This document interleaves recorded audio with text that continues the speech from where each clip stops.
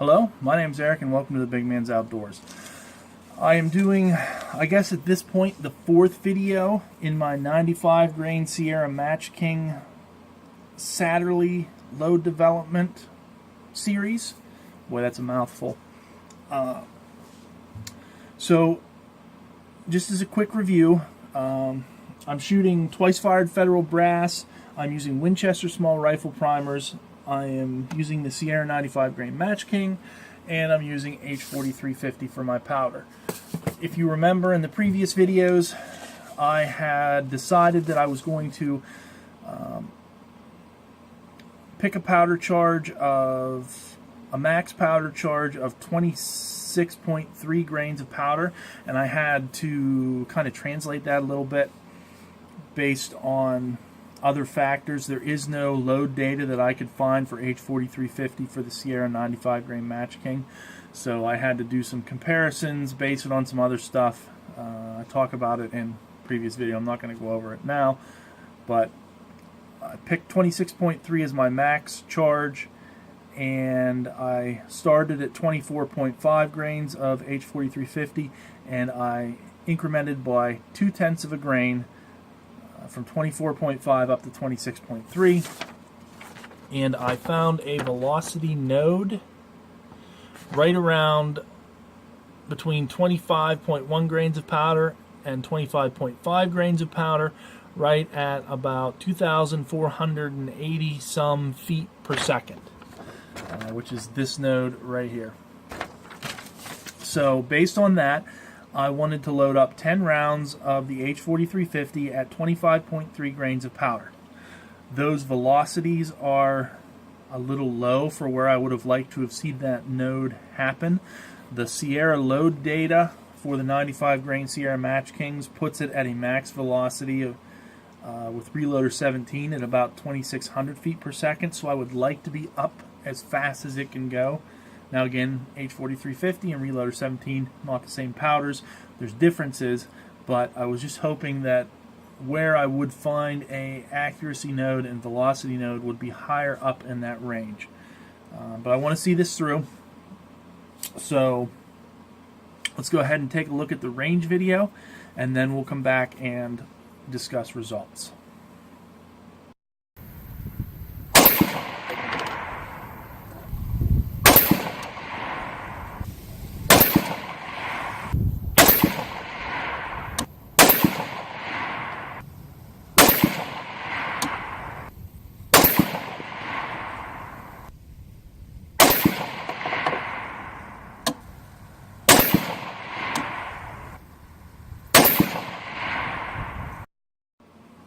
Okay, we are back.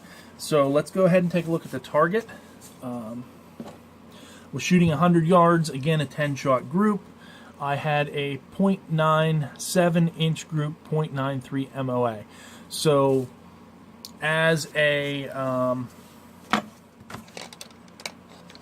just noticed something I wrote down wrong here as far as jump goes. So as far as group size goes, I am okay with that. Again, MOA being the goal, that meets expectations. If I was giving that evaluation would read meets expectations. One thing I didn't mention, I think, in the first section of this video, and that's why I had this wrote down wrong. I loaded these rounds to a cartridge overall length of 2.30 inches, and that gave me a 50 thousandths inch jump. So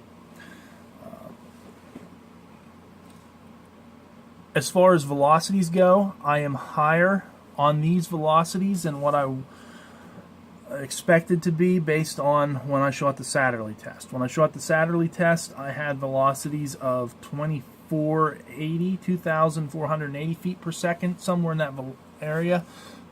This, was a low of 2501, 2508, and a high of 2571. Now that gets me closer to the 2,600 feet per second goal that I was looking to see, but my average is 2538, so I'm still about 60 feet per second short on average. Now, as far as how this happened on the shots, I did write down the velocities as they occurred. It looks like my high shot occurred on my third shot. No, my low shot occurred on my third shot, and my high velocity occurred on my seventh shot. I'm hoping I wrote that down right. It's either that way or vice versa, where the high occurred on the third and the low occurred on the seventh. But in one of those two directions, I don't remember which way I wrote it. I'd have to go back and look at the chrony, but it's one of those or the other. So, as far as accuracy goes, again, I'm at MOA. There might be more accuracy to be squeezed out of that based on setting the jump a little more. One of the things that I've done between shooting the Satterlee test with the multiple charges to actually shooting the 10 rounds group was I shot the Hornady 80 grain ELDMs. I couldn't find a good cartridge overall length to have a jump that gave me a decent group. I was getting, well, I go over that in another video. The bottom line is I increased the jump to a magnitude of a 100,000th inch, and my groups tightened up. And I'm thinking that maybe I can do something with this bullet here as well. If I seat it a little deeper, give it more of a jump. My cartridge overall length at the lands for this round was 2.36 inches. So if I give it a 100,000th jump, that would be 2.26. And I'm currently loaded at 2.30, which is magazine length. So I think there's room, you know, to maybe do some jump tests in there, seat it deeper. But before I do that, there's something else. So I think this test was successful. That being said, not being happy with the velocities where the velocity nodes were, and having the curse of a reloader in the sense that you always want to tinker and find something better, I loaded up another Satterlee test for Reloader 16 and shot that. I'm not going to put range video of me actually shooting the rounds, but I basically ran the same Satterlee test that I did here for the H4350. I started at 24.5 grains of powder, but this time I went over the max charge. I went up to 26.7 grains of powder, and I do not recommend doing that. I do not recommend going over max charge. Well, let's say this.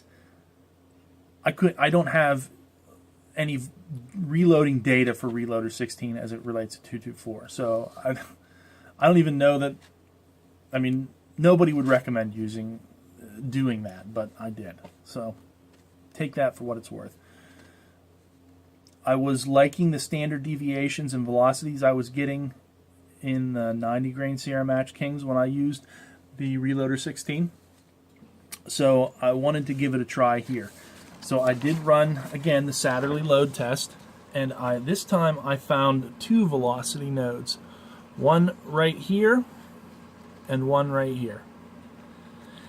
And the first velocity node hit about 25.80. It was between 25.5 grains of powder and 25.7 grains of powder, and it was 2,588 and 2,586 feet per second. Again, up near that 2,600 feet per second.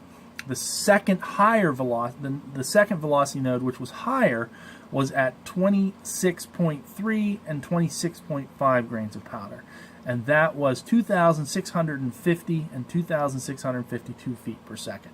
So that's definitely up there. That being said, and going back to playing with seating depth, I'm thinking I want to use Reloader 16 to try that. So I'm going to put the H4350 down for the 95 grain Sierra MatchKings. I'm going to pick up the Reloader 16, Reloader 16, and give that a try.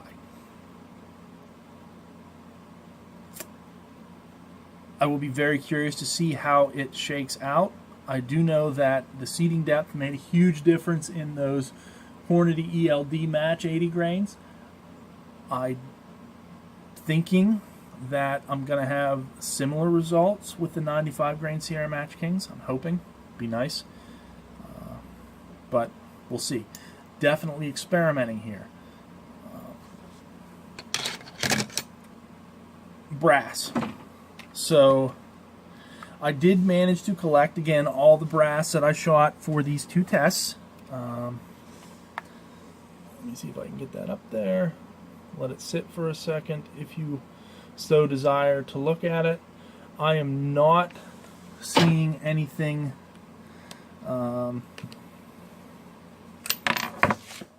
crazy as I throw my brass on the ground.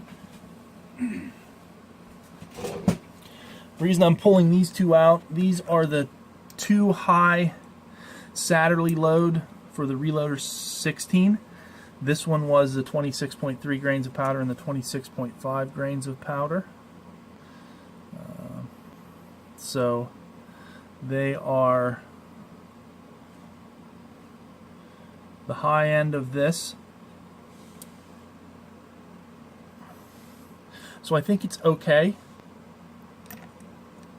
Again, I'll be really curious to see how that shoots. I don't think I have any other information to put out related to this particular shooting trip. One thing I do want to say is if you get a chance, please check out the Reloaders Network.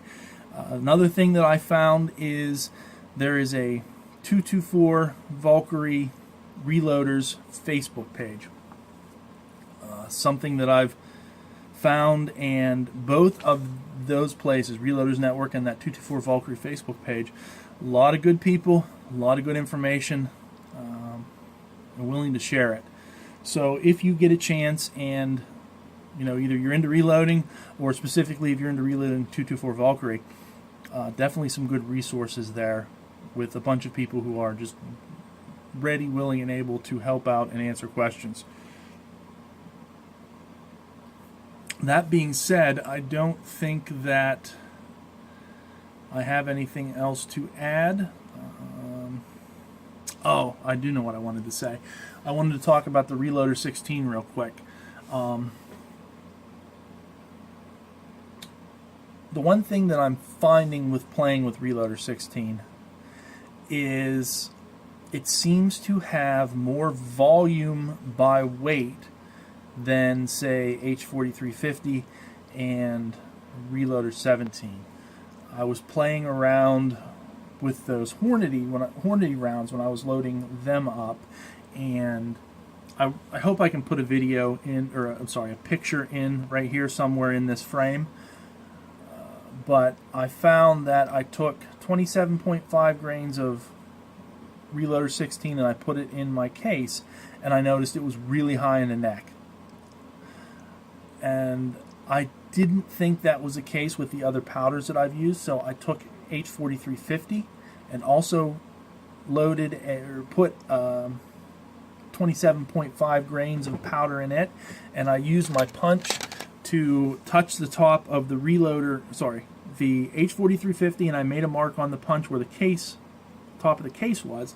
I then moved it to the Reloader 16 to compare the difference, and there was a considerable difference. Like I said, the Reloader 16 was up into the case neck where the H4350 was not. So I'm thinking that there's going to be a case capacity issue for the higher charges if you are using Reloader 16. I don't know what the case capacity is going to be for that.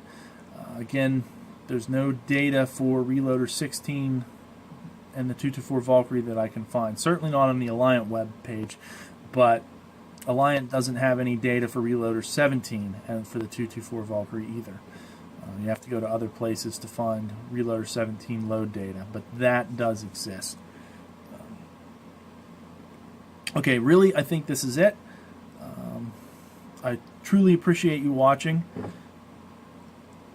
If you have any questions or anything, please let me know.